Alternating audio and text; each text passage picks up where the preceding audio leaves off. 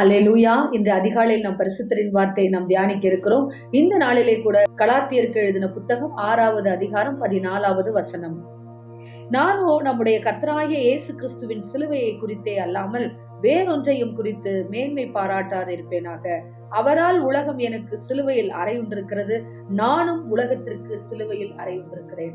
ஆம் தேவ ஜனமே, உலகம் எனக்கு சிலுவை, நான் உலகத்திற்கு சிலுவையாயிருக்கிறேன்.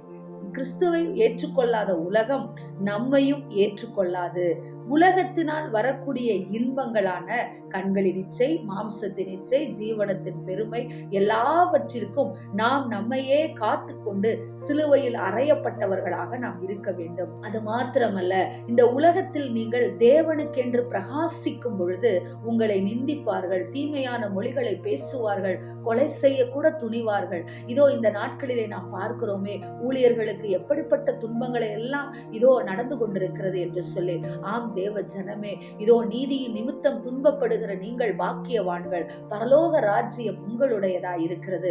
ஆம் தேவ ஜனமே, இயேசு கிறிஸ்துவினுடைய இதோ சிலுவை பாடுகளிலே இருக்கக்கூடிய நாம் இந்த நாளிலே கூட இதோ நாம் ஏற்றுக்கொள்ளக்கூடிய ஒரு வார்த்தை, உலகம் எனக்கு சிலுவை, உலகத்தினால் வரும் இன்பத்திற்கு நான் சிலுவையில் அறையப்பட்டிருக்கிறேன், உலகமும் எனக்கு சிலுவையாய் இருக்கிறது.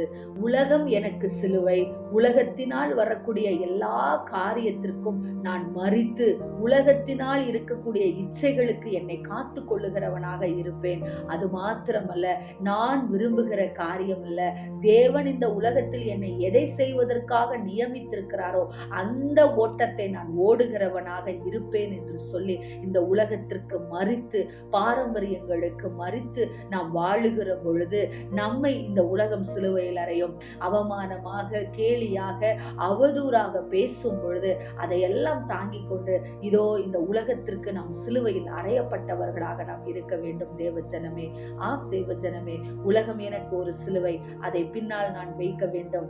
உலகத்திற்கு நானும் ஒரு சிலுவையாக இருந்தால்தான் உலகம் என்ன சொன்னாலும், எப்படி கர்த்தராகிய தேவன் கல்லெறிய தேடின பட்டணத்திற்கு அடிக்கடி சென்று அவர் இருக்கிற நாள் வரைக்கும் சுவிசேஷத்தை சொன்னாரோ, பெயர்செபூல்களின் தலைவன், பிசாசுகளின் இளவரசன் என்று சொன்ன ஜனங்களுக்கு மத்தியிலே அவர் எப்படி அற்புதங்களை செய்தாரோ, அதே போல தேவ ஜனமே, நீதி நிமித்தம் வருகிற பாடுகளை நாம் சகித்து கொண்டு தேவனுக்காக இந்த உலகத்திலே சுவிசேஷகராக, போதகராக, தேவனுடைய திட்டத்தை நிறைவேற்றுகிறவர்களாக இருப்போம். அவருடைய வேலையை செய்வோம். நிச்சயம் நாம் ஆசீர்வாதமாகத்தான் இருப்போம். ஆமென். ஸ்தோத்திரம். எங்களை நேசிக்கிற எங்கள் நல்ல தகப்பனே, இந்த நாளிலே நாங்கள் கேட்ட வார்த்தையின் பிரகாரமாக உலகத்திற்கு நாங்கள் சிலுவையில் அறையப்பட்டிருக்கிறோம், உலகம் எங்களுக்கு சிலுவையில் அறையப்பட்டிருக்கிறது என்று சொன்ன அந்த கலாத்தியரில் எழுதின வார்த்தையின் பிரகாரமாக இந்த வார்த்தையை நாங்கள் எடுத்து அப்பா பிரயாசப்படுத்த எங்களுக்கு கிருபை கொடுங்க ராஜா. உலகத்தை பார்த்து நாங்கள் புலம்பாதபடிக்கு, உலகத்தினுடைய கவலை எங்களை அணுகாதபடிக்கு, உலகத்தின் ஆவியிலே நாங்கள் வாழாதபடிக்கு புது சிருஷ்டியாய் இருந்து உம்மை பிரதிபலிக்கிற கூட்டமாய் இருக்க எங்களுக்கு கிருபைகளை ஊற்றும்படியாக ஜெபிக்கிறோம். இயேசுவின் நாமத்தில் ஜெபிக்கிறோம் நல்ல பிதாவே. Amen. Praise the Lord. Hallelujah.